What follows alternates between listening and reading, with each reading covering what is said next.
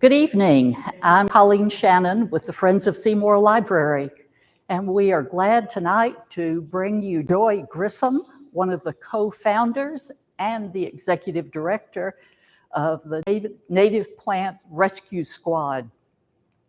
Oh, you're fine. I interrupted you. Am I supposed to have this going? Okay. No. This is just the introduction, but I've. You want me to start over again? Good evening, friends. I'm Colleen Shannon with the Friends of Seymour Library, and we're glad tonight to bring you Joy Grissom, one of the co-founders and the executive director of the Native Plant Rescue Squad. Joy is here to tell us how we might partner with landowners, developers, and other businesses in preserving the beauty of our community by saving the native plants and giving them new homes. So we hope that you will join us at 7 o'clock for this program. And if you have any questions, put them in the chat and Joy can answer them. Thank you. Thanks. That's good.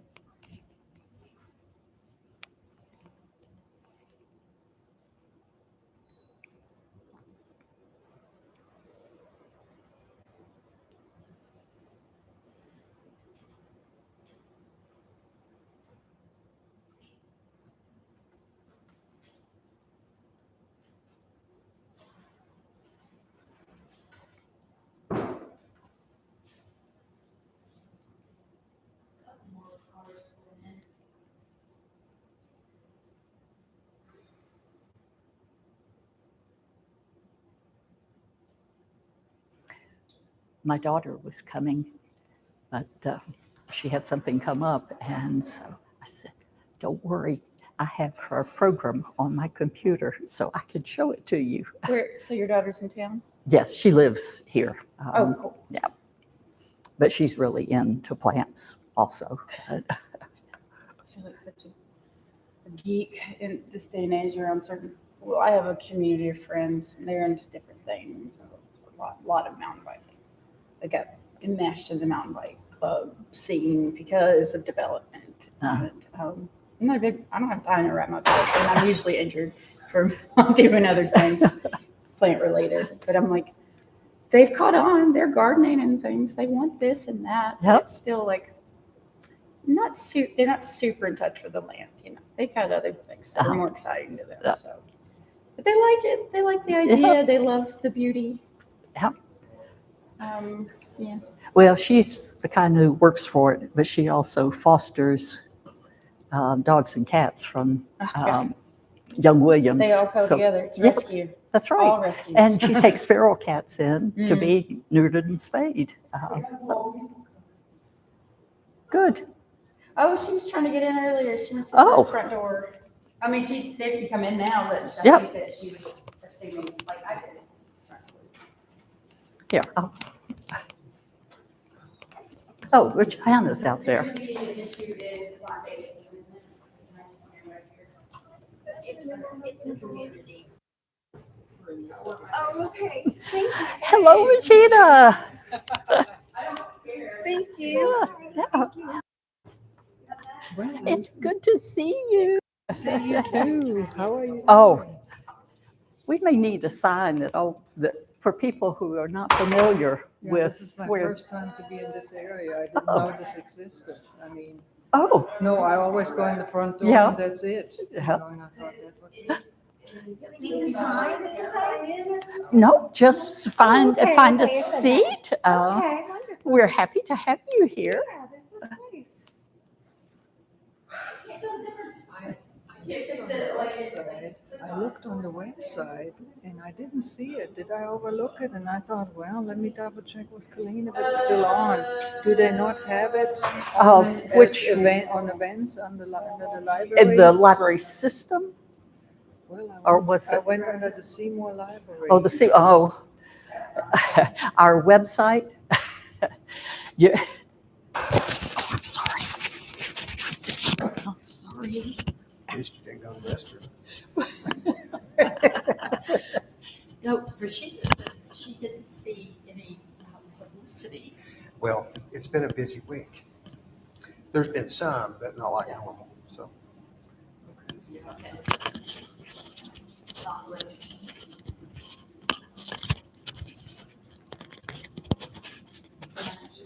Looks like you got it about now. It's close. It's not what I planned.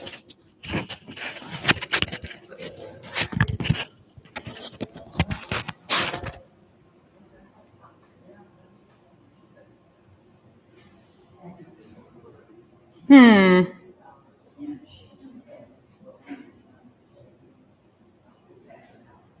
Darn it.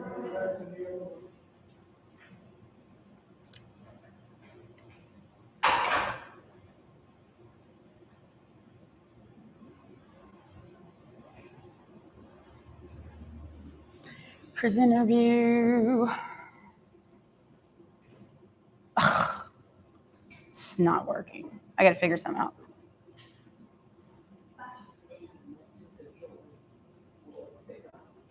Hide from current slide.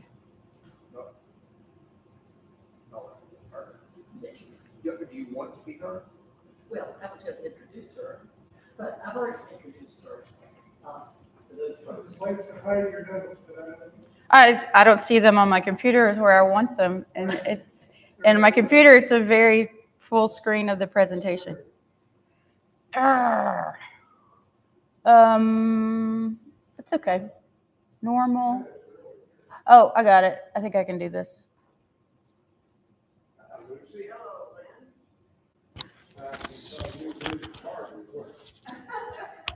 Just give it back. Just took it off. Okay, instead of talking into it. How embarrassing.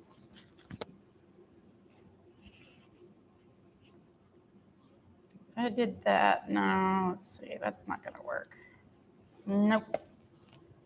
Outline. Notes page, notes master, reading view. That was just, let's see. That's just going to have to do. That's okay. seems to be doing better. You're just going to see things, possibly text messages pop up. And then my browser, all that browser stuff. So let's just try to get it out of the way. What if I did that? All right, there we go. That was makeshift. Oh, okay. Okay, no, I've got one myself. You're fine. Okay.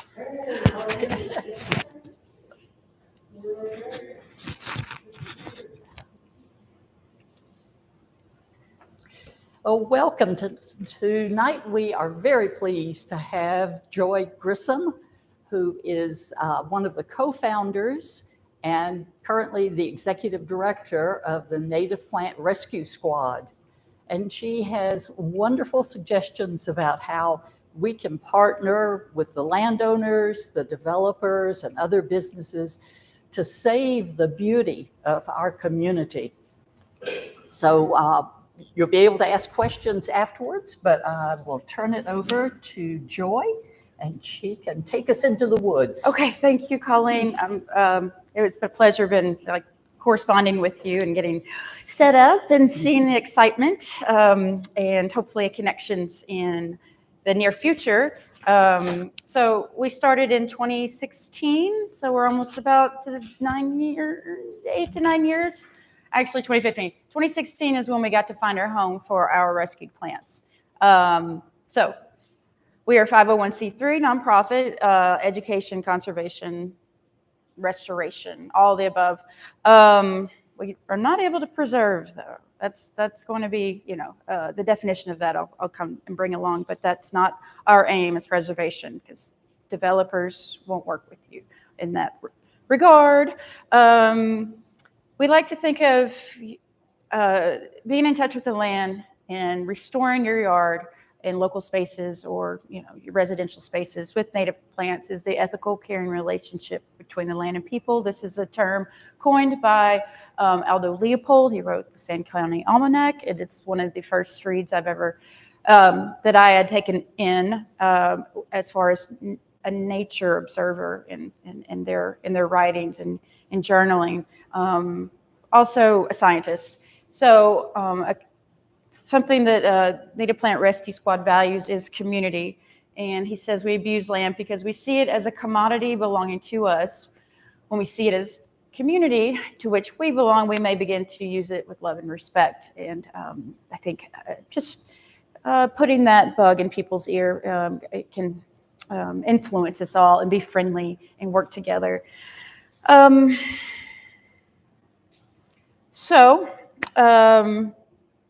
Driving around with my friend Jerry, we were doing, we used to hike together. We were both into civic engagement. Our backgrounds aren't from necessarily a gardening heritage or horticulture, ecology. Our backgrounds were in, civic engagement. He's an artist. I went into public health, and we both loved the woods as a part of both of those realms.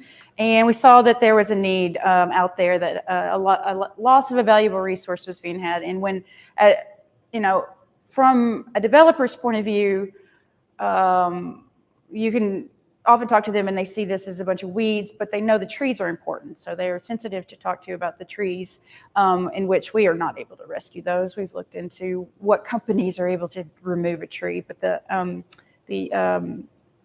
efficiency of that is not sustainable. So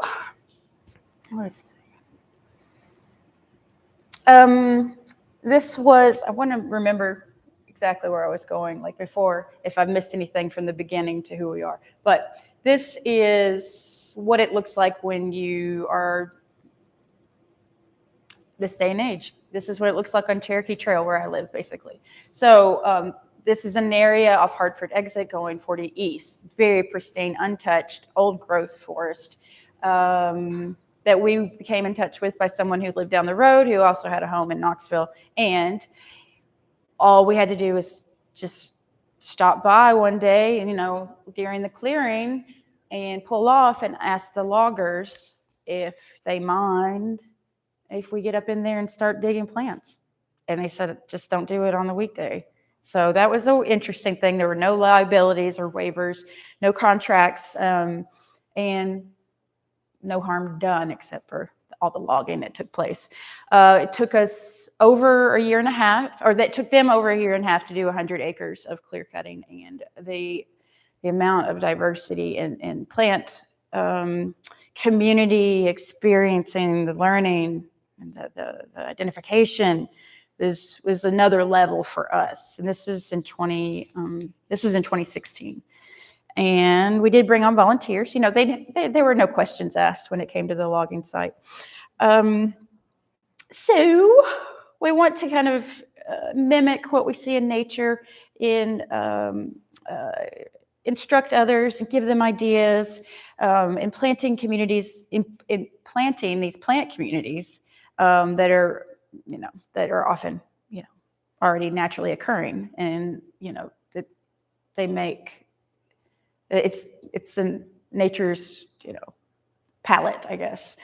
And that is what a lot of people have often resourced me for. It's like, how do I do this? Where do I plant this? Well, what's going to be best for this, that, and the other in bloom time and, different conditions.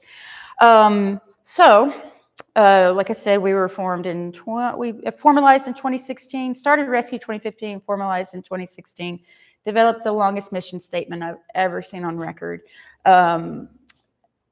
So it goes as such. We're an educational nonprofit organization dedicated to the conservation and restoration of the rich diversity of native flora in East Tennessee. And that can tend to be starting to spread others. So our mission is not always, tight and rigid. We work with entities such as builders, developers, landowners to rescue native plants that would otherwise be destroyed during clearing, building, and development. Rescued plants are made available for educational opportunities or restoration projects with the goal of increasing our overall ecological health of our region. Yeah, so sticking to the mission and talking to people that have requested us to, will you back this plan, this city plan that's it's going to be protective for these conservation easements and whatnot. And it's like, well, we have to stick to our mission. What are we exactly doing? Do we want our equity to be tied up in some political experience or whatnot? So that's just been a topic of discussion. And I missed the board meeting for you guys tonight. So it was fine. I did all the meetings I needed to do with each individual board member to talk about things like this. Often people ask us, how do you talk to developers? So originally we would just drive around and see a sign that says coming soon, or see a big real estate sign of some wooded areas and contact them. Pretty hit and miss with that. One of our big ones was in which we wanted to develop this contract for, was just this huge kind of meadow-like area with a lot of milkweed and goldenrods and passion vine, different varieties of Asclepias. So you got butterfly and your common milkweed and then your swamp milkweed. So it's really exciting for us. It's the way that the creek ran into this it wasn't necessarily a wetland, it was a field, but it was real swampy in some areas. So really great learning opportunity, and realizing we were actually educators to the developers as well. Like, why do you want to rescue? This is why. And talking to this specific developer, our first one, that we just cold called, he was curious. So what was there? What kind of things? Oh, my daughter is studying, or in her elementary class, they are studying monarchs and raising monarch caterpillars. And would you be able to save some of these plants for our property? I was like, oh, is this this was the first one. So we're like, this is amazing. It's working. Well, that was kind of a spiritual thing to really set us off too. Like, that's what we need to do. That let's hope that we can continue to talk to people like that and then respond, or not. If they don't, that's another learning process.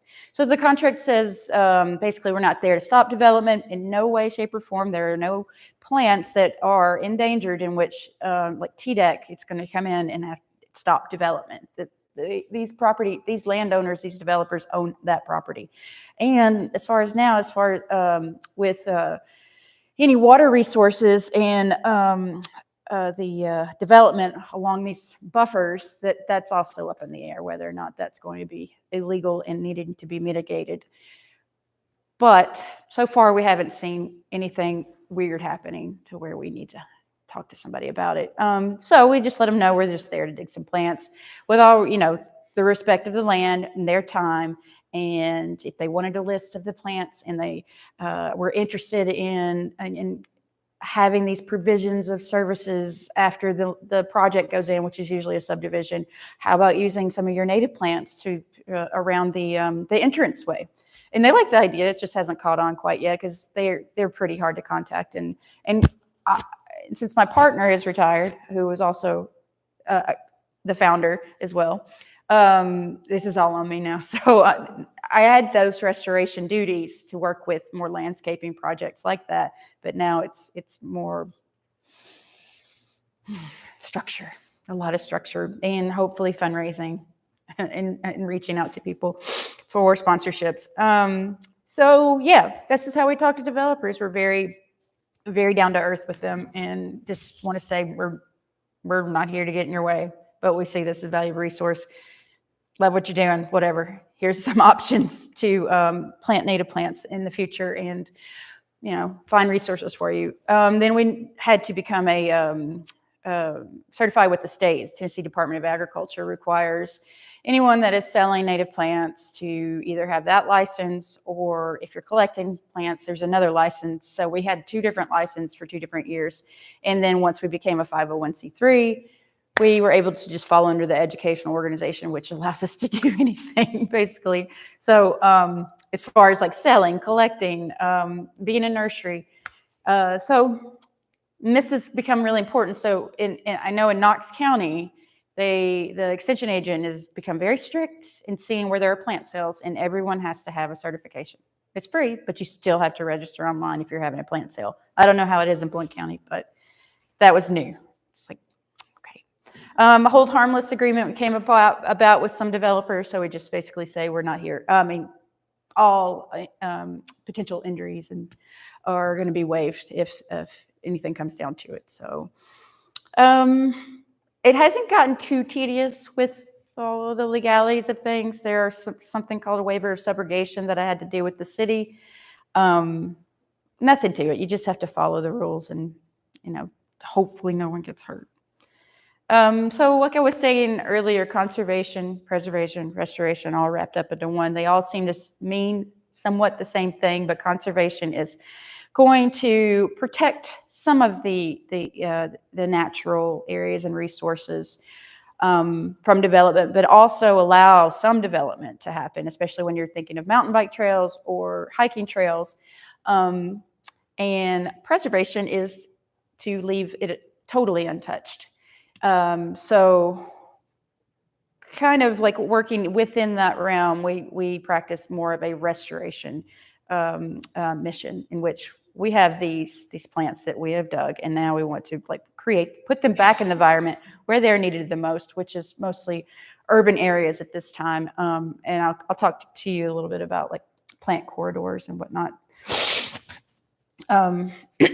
So I guess let's say 3 tenets, or 3 of the major points of what makes Native Plant Rescue Squad who we are going to be rescues, restoration, and education. So rescues. It used to be just Jerry and I, and we had this opportunity for, there it is. It's just some pictures of us. So that was our first opportunity to not have to contact a developer, but where we had a friend with 100 acres or more who had to selectively clear cut for pine beetle.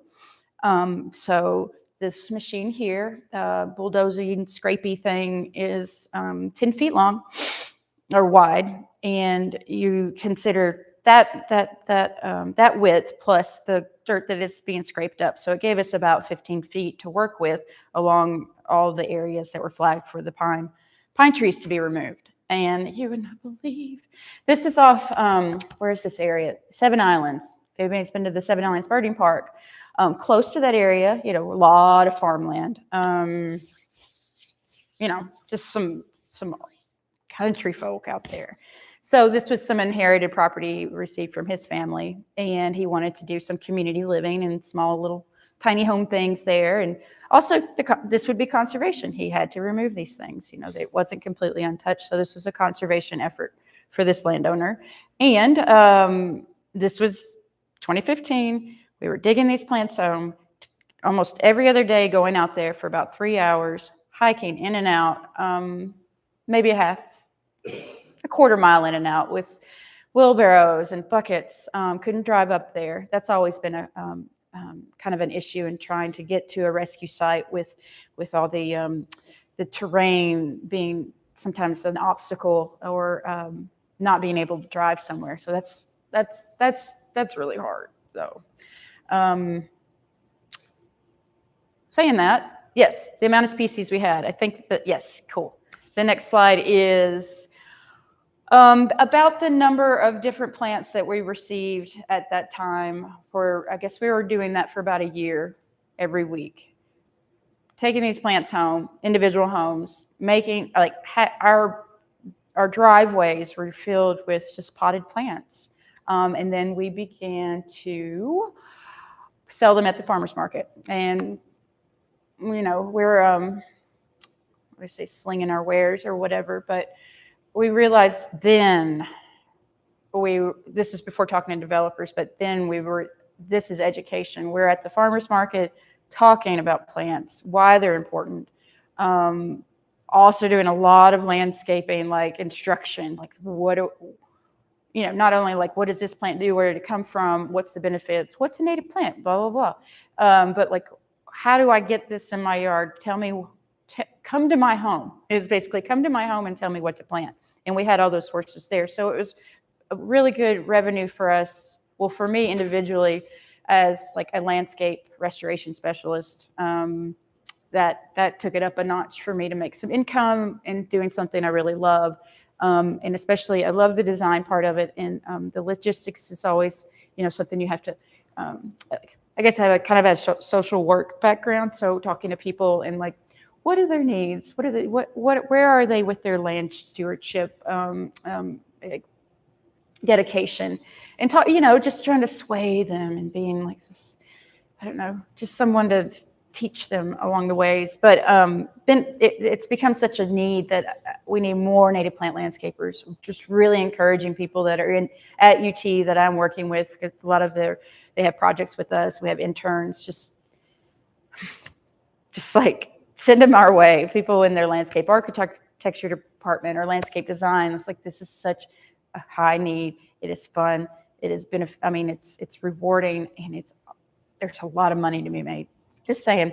And also growing these things. So I think having a nursery would be ideal.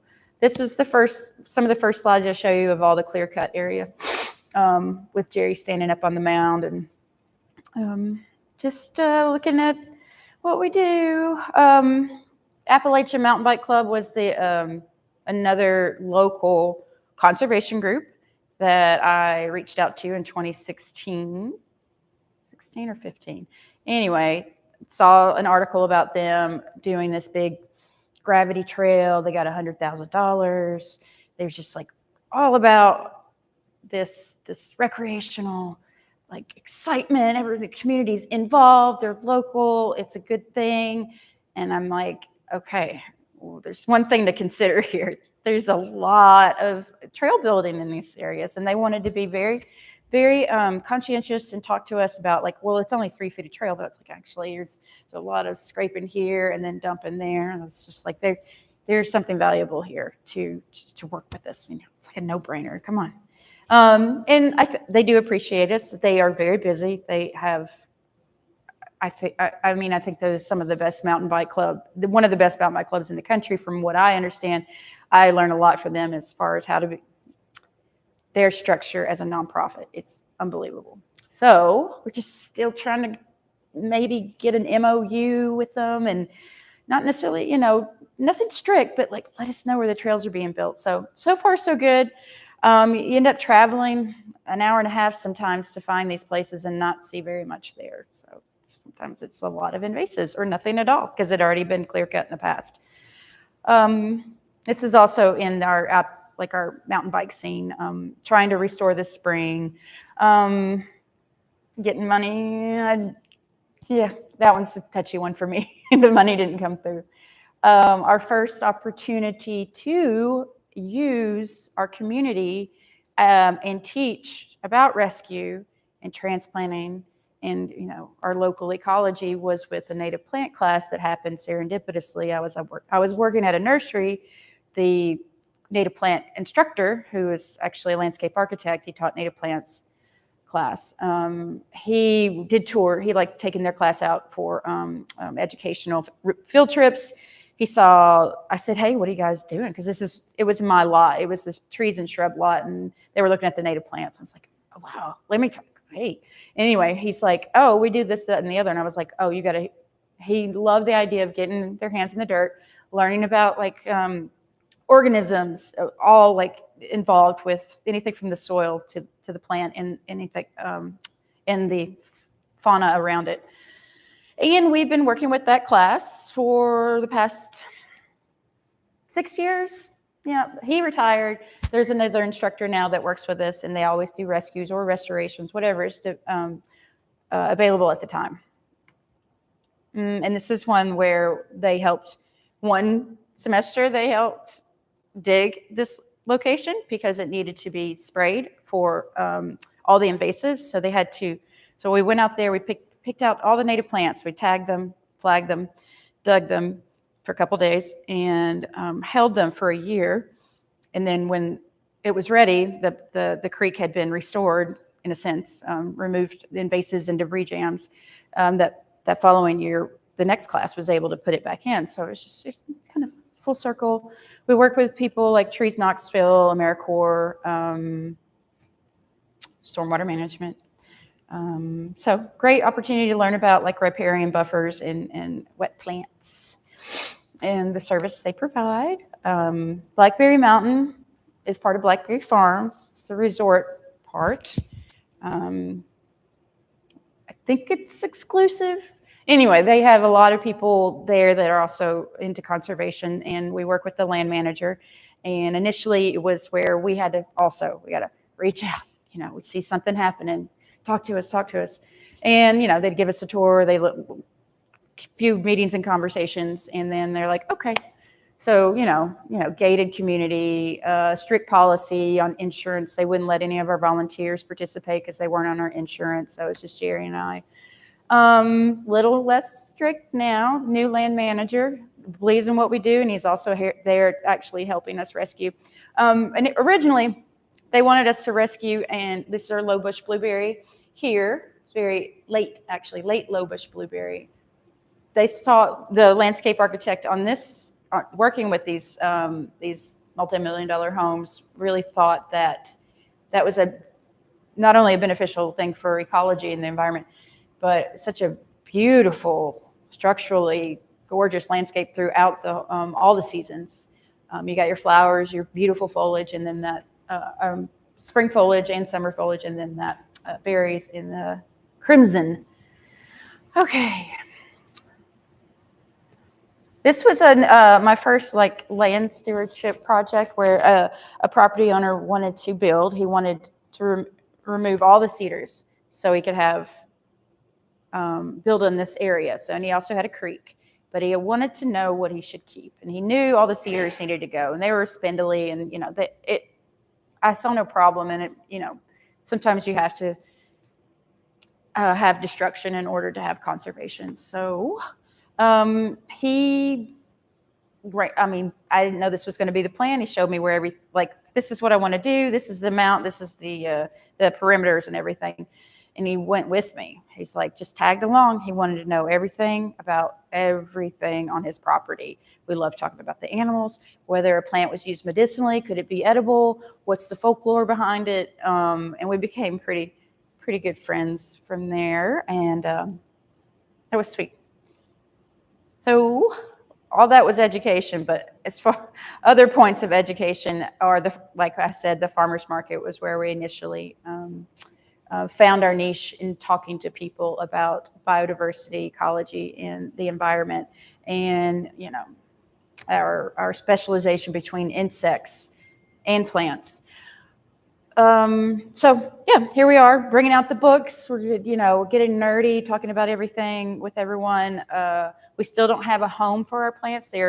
We are loading them up every Saturday from our individual homes and meeting at the farmers market. We did the farmers market from 2016 until COVID. We stopped, which is fine with me because that was a lot of work.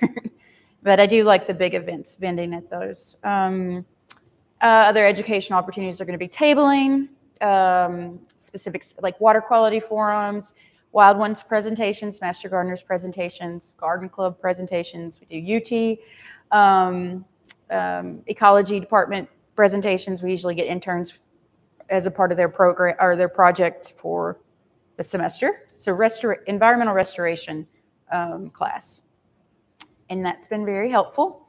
And here we are. We'll talk about landscapes now. So essentially an ecological food desert. There is indirect, direct CO2 emissions coming from this type of environment, from fertilizers, watering, the CO2 emissions from gas-powered mowers, blowers, weed trimmers. There's no there's no shade, literally no shade, and no food for wildlife or cover practically. So how do you talk to someone that thinks that this is our our inherited model of what's a pretty landscape? It's English, I'll give you that. But I understand people like to mow. I don't dislike it. I just don't want to have to do it. But paths are pretty. I understand that. So how to talk to someone and create a different idea for what's aesthetic and beneficial has been something that I feel like it's a journey. I'll often talk to HOAs. There'll be a specific person in an HOA who wants me to come and speak to the whole group. And for some reason, I don't know why everything has to be a certain height, and seed heads are just kind of considered unsightly and they need to be cut down. And then the education happens, and you have to be sensitive. You don't want people to think that they're ignorant for not knowing these things. And not a lot of people like bugs necessarily. They associate bees with being stung, which is not true. Those are more of those predator type, not predator, but like wasp. Most of our native bees and even honeybees are not going to be disturbed unless you disturb, or not disturb you unless you disturb them. But I understand, you want to keep the distance. You've got your trauma and you're allergic to them. People always have something to say about critters, snakes in the grass and things like that. It's like, well, yeah, just make patches, I guess. Like, try do your part. So talking to people that already have the mindset as far as what they want to do with their yard, you kind of see where they are. I've often gone to their home and we map the existing area. Do they want to focus on this, and this? But I see like problems over here. Why not mitigate this? But we kind of work it out, and I'm there to service them and also educate. So it's just some of the points that we talk about: the soil. How do you remediate the soil or amend the soil? Like what can you do at your home, like sustainable practices? And I think here most people have more trees. I don't know, or maybe I'm just assuming because it is a little bit more rural. But you wouldn't believe how many people bag their leaves on the side of the street in Knoxville. They blow. It's just blowing all the time. Another pollution element of noise. So leave the leaves, and they're just like, no, I don't want all that. So it's like, how do you tell someone that they're actually like kind of a murderer? Sorry. So what I do is like, I will take your leaves. I will take your leaves, and I will reuse that plastic bag actually, because those are really expensive too. So, that's kind of a fun thing to just kind of like, oh, and sometimes they're curious. Hey, what are you going to do with the leaves? And I talk about soil, basically, and protecting the plants. It's great for moisture and in the mycorrhizing. So that is something that is going to bring in nutrients and bring in water, and that is that web of fungus. So mushrooms are a good thing. And often when you see the leaf mold, it is that you can see the web happening. So I like a lot of leaf mold, but I don't like when I've been learning about soil a lot this year. There are landscape companies that will sell soil that is actually ground up leaves. Compost, they call it compost. You do not want to plant in that. That is going to just suck all the nitrogen out. It is not good for the plant. It has no nutrient value. It is good for mulch, right? Okay. So know what you get, I guess. I've learned my lesson the hard way. So wildlife needs, people will say, well, do you have your bird feeders this time of year? They should be having, or depending on the insects and your worms and other little protein providing critters for your birds. But I will still feed my birds. Not a lot. But I have enough insects. They know what to do, but I like them. And during this time also, well, before this past month, they needed the bird food because the seeds from the plants were gone, seeds and fruits were gone, and things weren't flowering as much to bring out the insects, and so they didn't have food yet. So there's my bird feeder pedestal. Ranging, diversity, like I said, yep, seeds, fruits, nectar, all the good stuff. Like I said, like learning from nature, how to cultivate ecosystems, and an aesthetic function. Sometimes I just give up on the aesthetic function. I just know everything's going to be fine. I personally have a lot to deal with invasives. It's, what do they say? The cobbler has no shoes. And so I spent many years perfecting what I thought, or working on it. And now I had to let it go to take care of other people. Maybe I should hire somebody, but no one's available. So yeah, who wouldn't want this as a yard? I do get a lot of comments from people in presentations where they say that the city has notified them, given them a citation if they do not mow their yard. And I'm like, well, what's going on with your yard? And they're like, it's just like a lot of broom sedge and, goldenrods and things that have got. I'm like, put a no mow sign. No mow sign.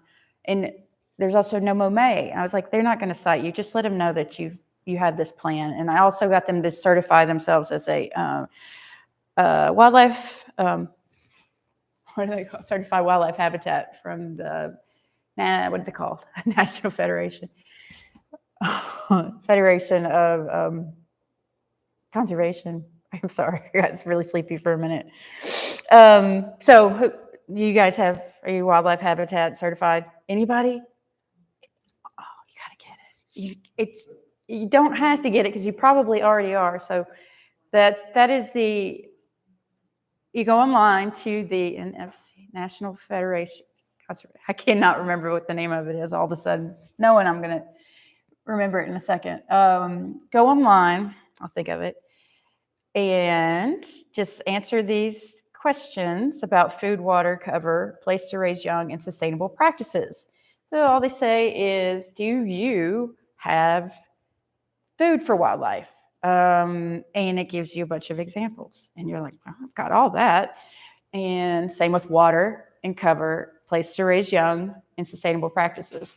But the sustainable practices are going to mostly be like not watering in the middle of the day, using your rainwater, and using leaf compost, composting your food scraps. There's so many things that we do that we don't consider as sustainable practices, turning off your lights at night or when it's dark so the insects don't fly to them.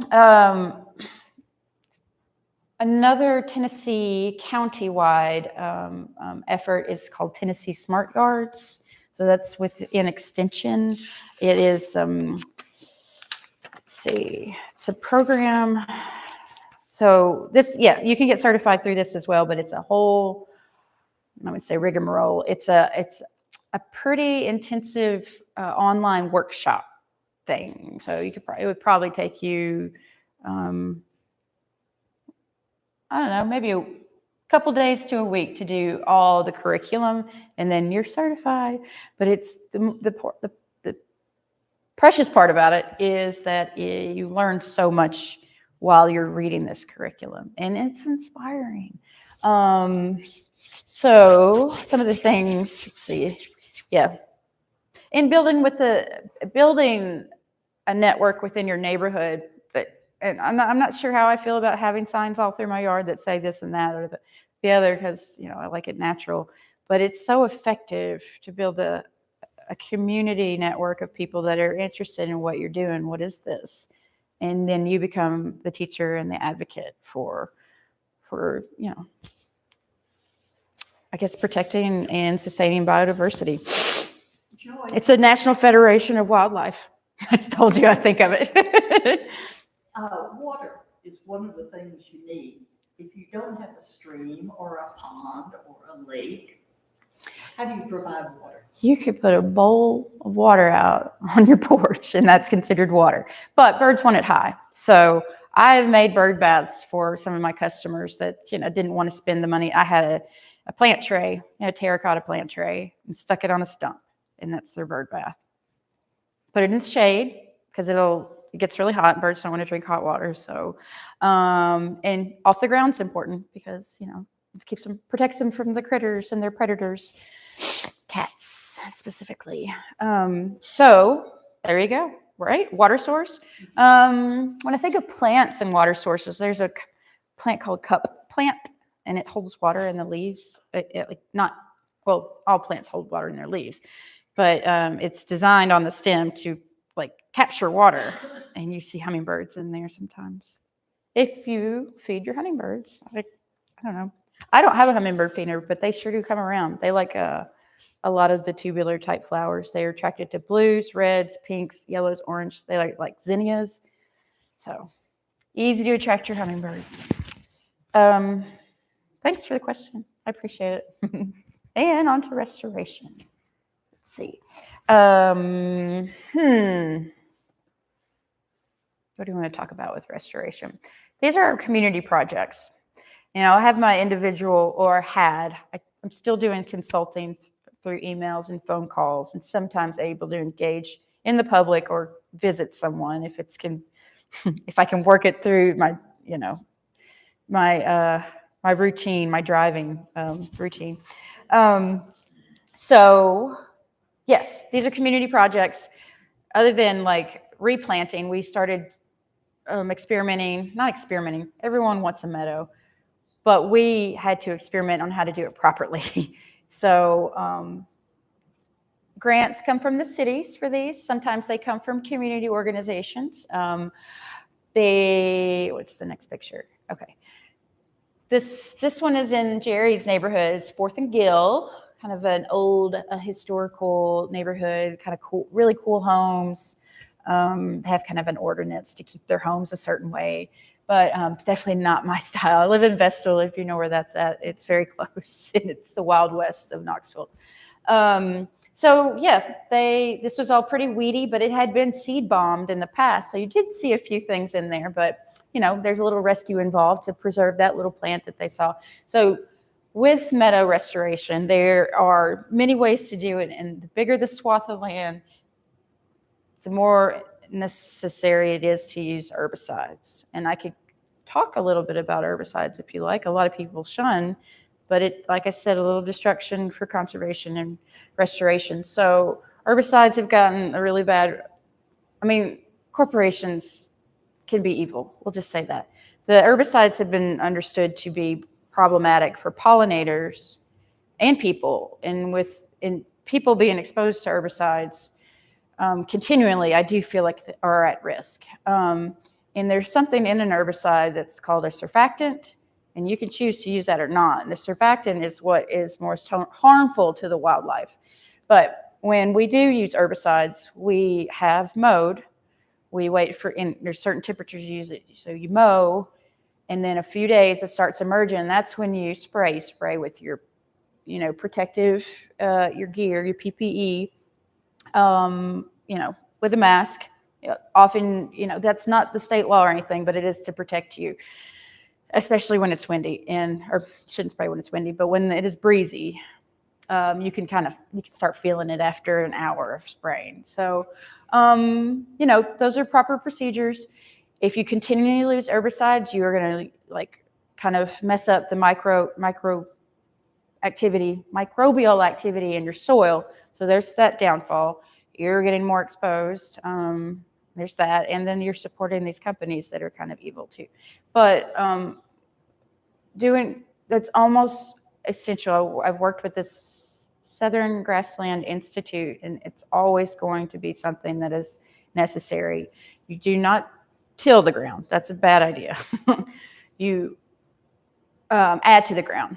So you do a cover crop. The cover crops sometimes are just like your, not necessarily natives, but just annual type plants that will go to seed, or sometimes you have to prevent that and doing mowing. So meadows are extremely, really, really hard. I'm just going to say. They look like they just were haphazardly throwing seed bombs out, but no, there is a lot to consider. And I think that I wouldn't say I've failed, but I've had to redo it several times. Different meadows. And eventually I just started popping in live plants. This just a collection of seeds here. And I'm like, who's going to win? And then there's nothing over here. There's a bald area. I'm like, put an aster in there. This is where we house the plants with our environmental restoration group. That was part of UT, and they got their credit. Each semester, a group works with us doing hopefully a specific project, so they can report on that. But last year, it was projects all over the place. And they get their credit, and then they love working with us. So they become, kind of like family. native medicinal garden. So this is Knoxville Botanical Gardens and Arboretum.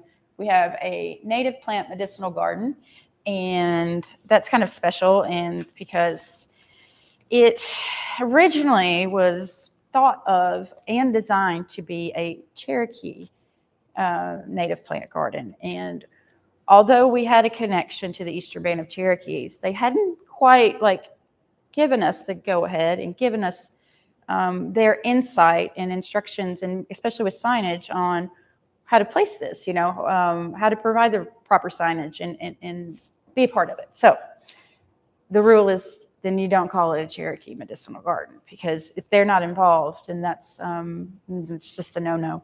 So that was a lesson learned. That wasn't me though. That was someone else that did that. But I think native plant medicinal garden works just fine. Very complicated. But and Cemex is a global building material company. It mines quarries for concrete materials, and to mitigate that, they have huge amounts of money going into restoration, conservation, and education projects throughout the world.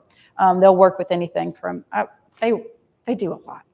So with us, they contacted us. I had no idea who they were, and they were working with certain schools, putting in pollinator gardens, developing curriculum with them. I'm actually working with them for the next 3 days at this social equitable education environment development. So this is we have a group, an organization that works with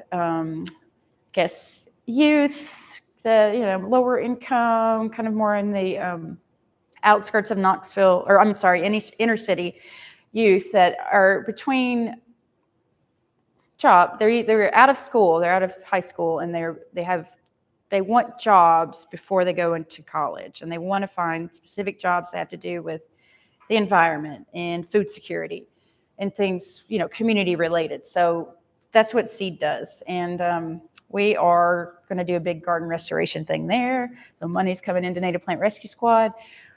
That's great. But the money, it's interesting because the money comes in for plants.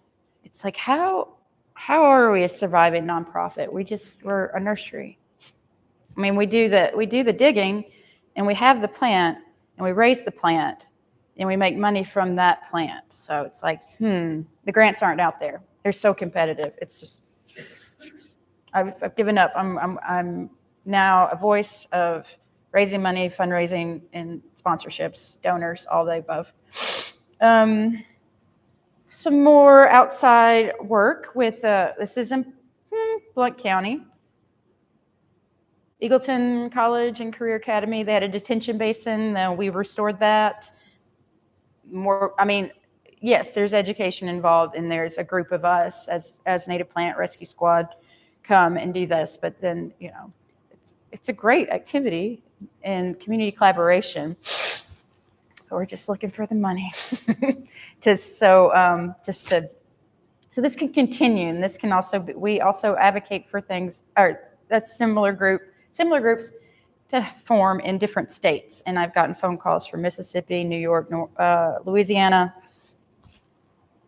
someone else, Kentucky.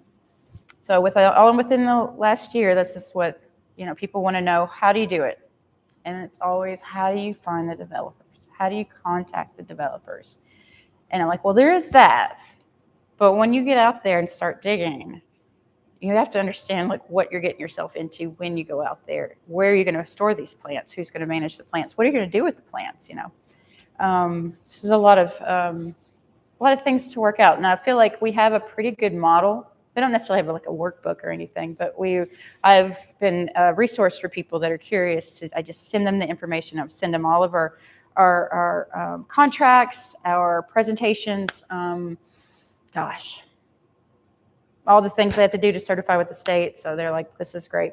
We have letters that we've written to developers, so they've got the verbiage there. But also working with TDOT.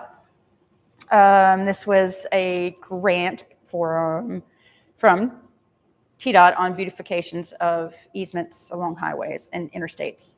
And someone in Memphis, Tennessee, he's a civil engineer, civil engineer, decided to reach out to botanical gardens in West, Middle, and East Tennessee. I thought that was kind of peculiar. I was like, shouldn't there be some, I don't know. I ended up with the East Tennessee part doing the restoration assessment more, and I did a lot of the meetings and descriptions on how to do it, and they didn't listen, and they refused to use herbicides. I know I sound like I'm so pro herbicide, but if you don't, you're just not going to succeed. So in the research, I don't know, I don't want to get on that soapbox. It's pollinator habitats, gateways. This is the Urban Wilderness Gateway Park which was originally designed for James White to extend, which was stopped. And then they made this lovely, recreational place with mountain bikes and all sorts of playground equipment and venues. And the idea of this gal, Sarah Bergman, who's a designer, bug lover, was to create corridors between two forested areas on a mile stretch through a neighborhood. So it became, an education, conservation movement, also like getting certified. Everyone loves the idea of being certified. So how much time do I have?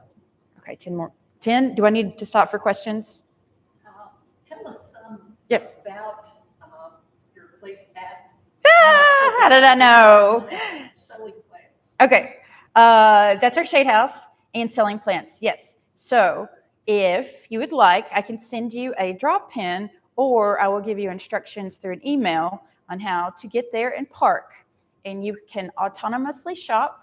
Otherwise, I will be there on Tuesdays for the most part. But you have to follow us on social media or sign up on our email list so you'll know in case hours change or for that volunteer squad night. Like I may not be there at 4 to 7 sometimes. So just text me and I'll show you where to park, and you'll walk down and you'll see, if you can see this picture, you kind of got more of a longer layout. This is our potting station, and it's just about 120 feet long of bays. There's like just bays throughout, because this was the old Howell Nursery, now the Botanical Gardens. So designed to grow in this area, and it had a lot of shade houses in there. And that actually doesn't get a whole lot of full sun for our sunny plants, but that's okay because that requires more watering. And I live 15 minutes from the Botanical Gardens. I live further from the Botanical Gardens than I do here. So we're working on finding interns and things like that to help with those needs. So yes, you can shop on your own. You can leave money there in a specific place. We'll have to say that in private or whatever, But if you contact me, I'll tell you where to leave the money. And you can also scan a QR code.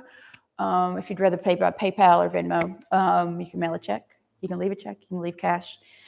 And almost everything in 1 gallon pots that is a perennial. Grass, fern, anything like that. Those are $8. So 1 gallon size. Most things are in 1 gallons, and then the smaller pots are $6. So that's all you need to know. Unless you're talking about trees and shrubs, then it's like 10 to 15. So our tree stock is grown, but literally shortened. So all of our big trees went out to Stanley's greenhouse. They took a big portion of our tree stock, which was so wonderful. Because they were pot bound. I let them know. That's like, you might want to repot this, which was great for us because they needed to move. They were neglected. And okay, what else can I ask you? Answer. I did want to talk about this real quick. Okay, so every year this is our 3rd year. This will be our 3rd annual Sassafras Award celebration. It's going to be a fundraiser, but we didn't design it that way. It just needs to be by now. What we had done is we wanted to bring the community in together and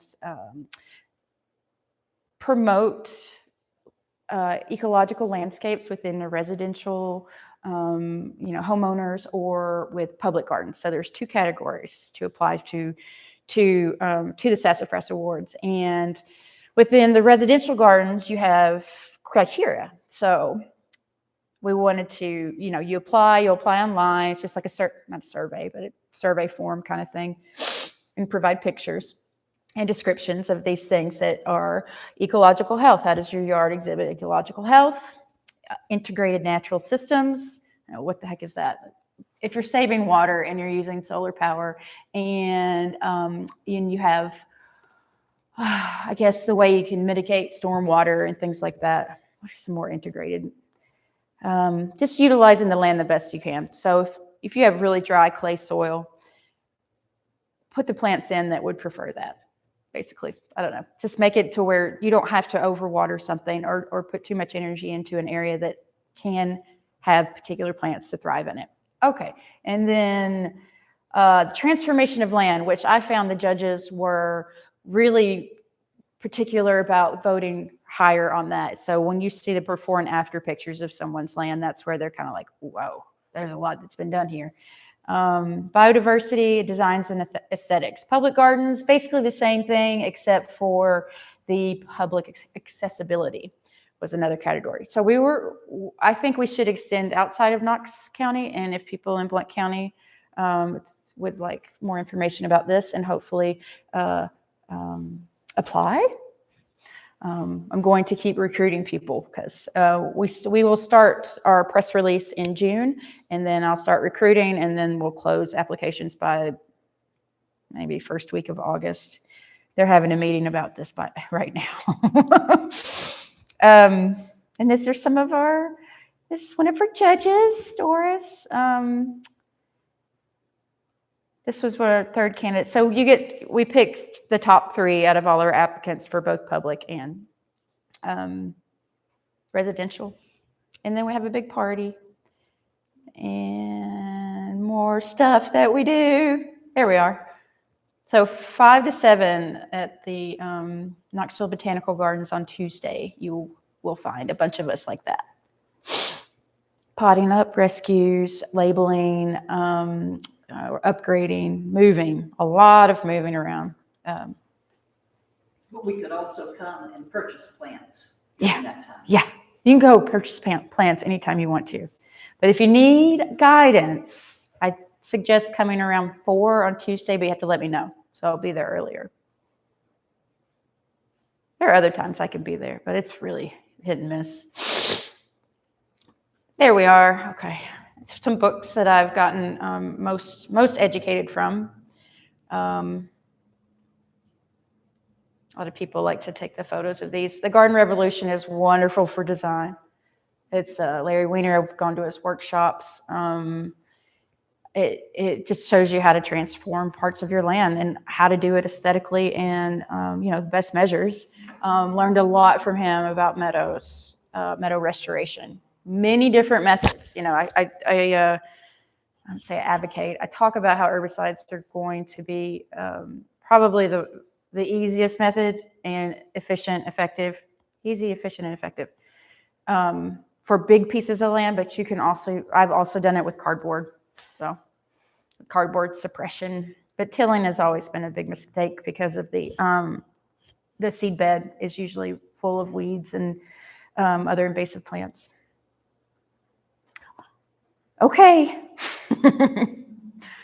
Yeah. You've mentioned goldenrod several times.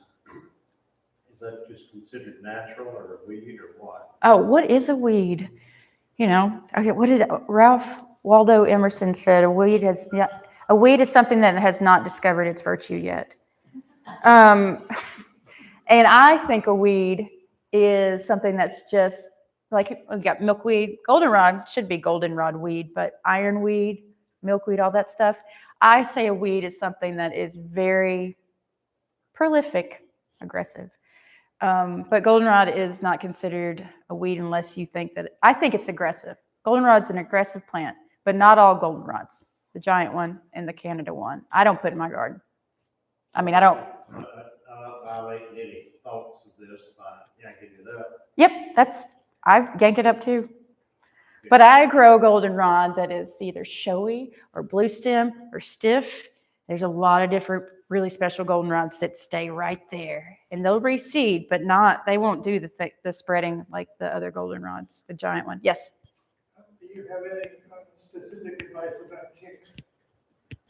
Let me think about this. I found one on me the other night. I was like, well, I would say to spray your boots. I think they come up from the ground mostly.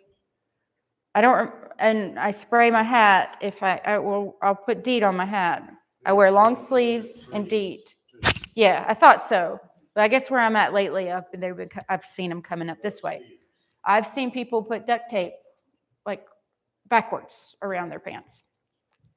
So my trick is, people have used cedar oil on themselves. There's a stronger chemical that people in the military use, imidacloprid. I think that's it. And they put it on their boots. So, but I just do DEET on my clothes. So that's all. I mean, other than that, take a shower. And that Lone Star tick is out there because I found one last year on me. Anyway, that's a dangerous one because it's got a new pathogen. I mean, not a new pathogen. It has a pathogen associated with it that will make you allergic to red meat or mammalian meat. So you get hives and sometimes asthmatic or so a big allergic reaction. Yeah, I know people with it. It's called alpha-gal. So. See if you could briefly restate the question so people online can hear. That purple plant, is that a passion? Yep. Passion? Yes. Yes. How do you feel about wineberries? I just killed a bunch. And it's only because it wasn't in the right place. I ripped them up. And I ripped up a bunch of invasive blackberries. So wineberries aren't native. I think they're good. Actually kind of pretty too. Very prickly. The berries that, how do I feel about them? I'm not negative about them. I don't want them in my yard. I do have my cobbler fruits though. I know I also don't have enough sun to produce the wine berries. I don't know why they're spreading. They're everywhere, but I'm like, I don't remember a fruit on it. So they're in the understory. I think they taste good. Yes. I'm not this or that about it. I'll eat, I don't know, any berry. Yep. So which goldenrod is not as invasive? There are probably about at least 13 species I can think of. So you'll often find these more on wood edges, not directly in full sun all the time. They're very adaptable to any environment. They're so sweet like that. There's some called zigzag. These are common names. There's zigzag, there's blue stem, there's showy, there's stiff, there's gray. There's, that's all I can think of right now. I'm not even going to try. I do have a few of those. Yes, I have showy and gray golden. How tall? Not over 4 feet. Yeah, still. Now in my yard, I've got some that are so sweet. Just this little plume, just of flowers, and they love the shade, and they will actually spread by rhizomes, but they're not aggressive. You're delicate. I like those. But we rescued I will find them this year. Hopefully we'll find more goldenrod species. I'm a big fan of them. I recently found a leather leaf mahonia Yeah. on my property and saw it down my street. Yeah. How invasive is it? Is it aggressive? As far as it being aggressive in colonizing, I don't think so. But the berries are devoured by birds, and they do spread on their own. So aggressive, yes, but colonizing, not as bad. Restate the name. Oh, leatherleaf mahonia. There is a native one to Oregon. It's called grape mahonia. Grape holly, sorry. It's a type of mahonia. The leaves aren't as bad. And it's used medicinally. But this one's not edible, the one that's being sold in nurseries. So I know people have been talking about this and wanting this, but there will be a push, not a push, a conversation, hopefully with a stakeholder to remove some of these plants, or at least, I don't know if you want to ban them or if you just provide incentives to not sell them. But yeah, and those Mahonia will be on that list. And because I'm so surprised that's being sold. Who wants that? It is pretty from a distance. I thought it was just some kind of holly until I. The flowers are gorgeous and they smell like lemons, and the fruit is so pretty. And say Mahonia, burning bush, your Elaeagnus. Burning bush produces fruit, and it is devoured by birds and is spread by the wind and all around. So, and other little critters, and is very popular, and that's the problem. And there's a Nandina, Nandina domestica, called heavenly bamboo, also still being sold. There's so many other options. So, I could go on. What's Bradford pears? Go ahead. I'm sorry. I was just gonna say, what are you doing about Bradford pears? Well, the education's out there. We are going to talk to somebody to get it banned. So that's what I can do. And there's the thing is written. I believe Stanley's Greenhouse recently put out some information. I saw that, yeah. Bradford pears. Yeah. I found Pipsissewa Yeah. and other native plants like that on just some shamrock with a purple leaf. Oh, I love it. That's the wood sorrel, I guess. Yeah. Yeah, I love it. I took the most prettiest picture I've ever seen of wood sorrel. It looked like phlox, like your woodland phlox. It was like this pink version of that with purple leaves. I'm like, this is underrated, because it's a weed in people's yards, and you just mow over it. You never get to see it in its own cultivated little space. It's pretty nice. It's in my woods along the trail. But don't move your Pipsissewa; it won't survive. Oh, I know. It's impossible. I think. I'm trying. I'm still trying because we rescue it. How can I just let it go? I'm like, I'm just going to dig the biggest bucket of this whole colony of Pipsissewa and put it in its native soil. And I'm like, it's alive. It's been like 4 months. I'm like, doesn't look happy. It may flower. I don't know. Anything else? So the biggest developer Oh, right. in the Seymour area Right. is Heartland Development. And we see what's happening all up and down scenic Lloyds Creek Highway. Okay. What should we as citizens or a group do to advocate for what you're doing with Heartland Development? Let's see how to go about this. So there's city, county council meetings that I don't know. County. Okay, so in Knoxville, I can look up on our geographical information system who owns what properties, and I can get names and addresses from online from this KGIS. But I can't get it from this area, so I'm not sure what material you would have. I would guess get a name. It's hard to cold call someone or even email them and expect a response. So there needs to be someone that knows them. You know them? I have access to that information, and I've been known to cold call.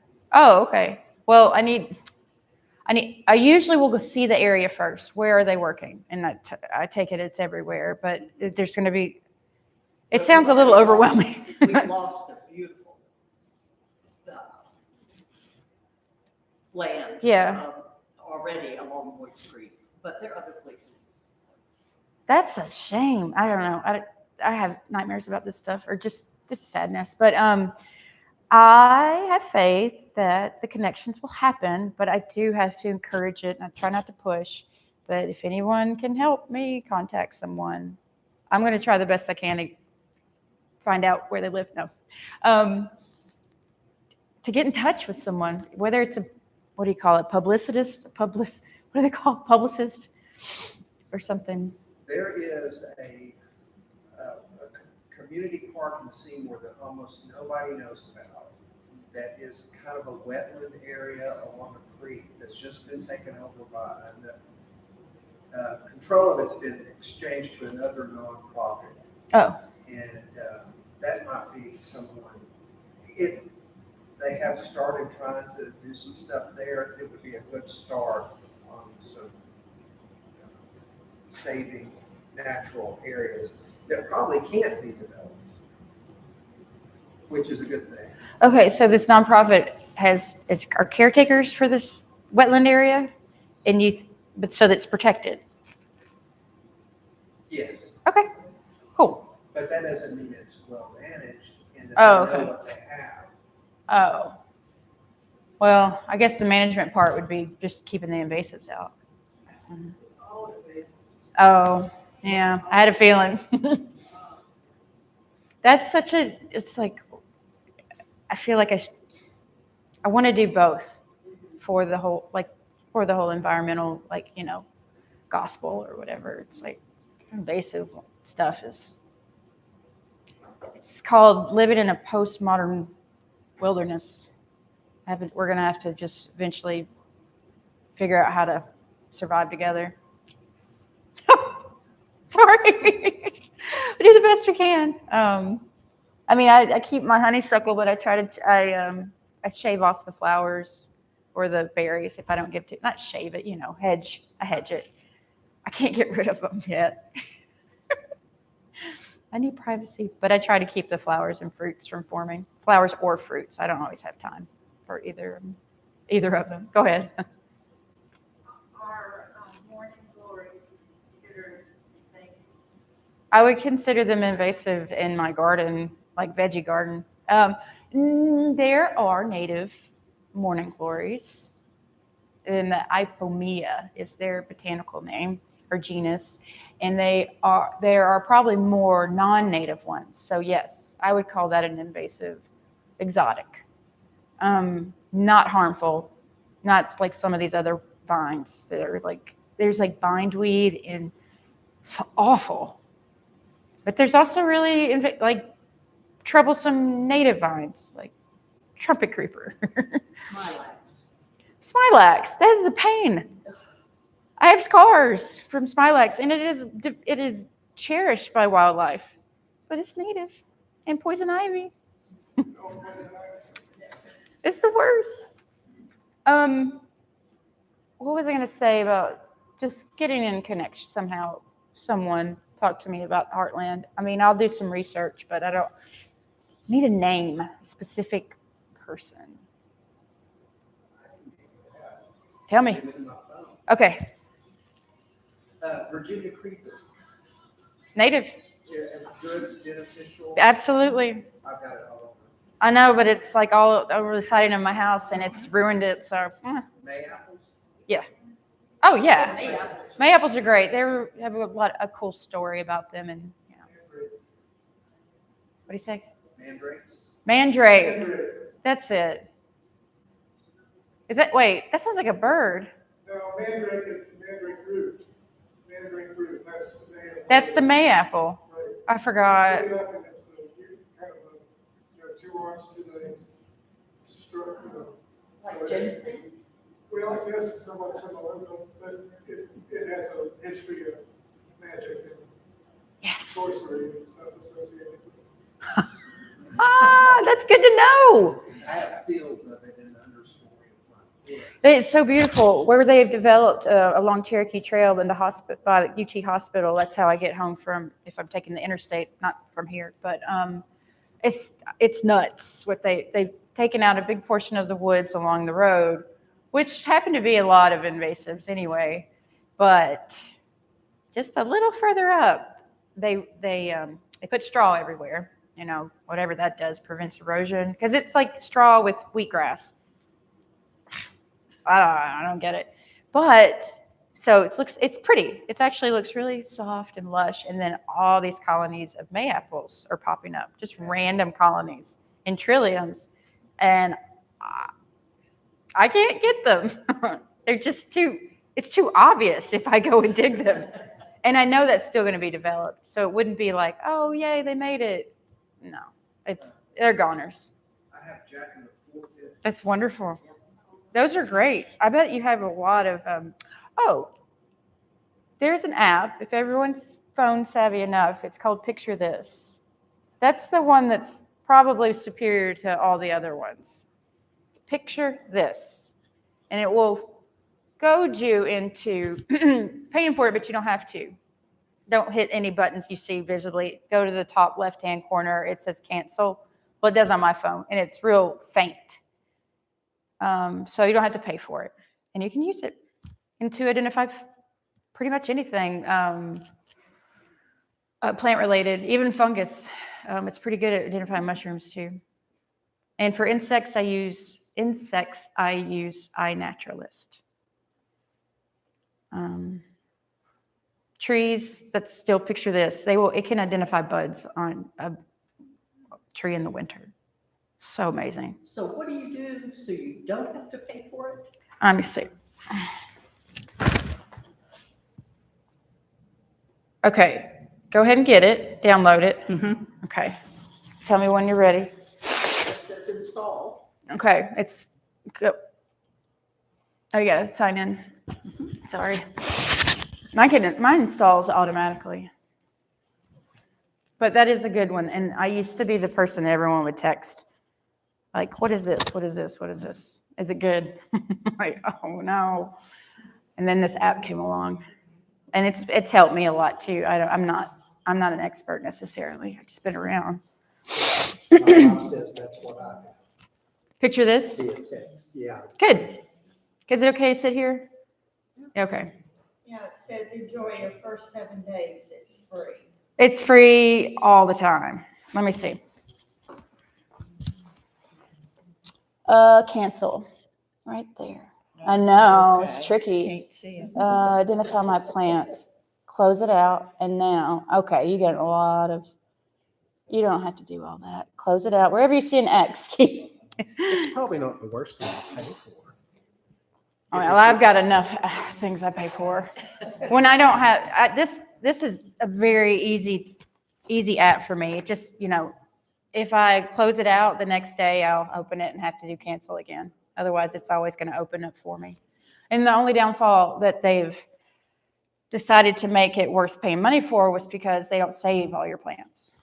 They save like 20 or 30 for up to 10 days. It's not a big deal. I'll just keep identifying it again if I can't remember it.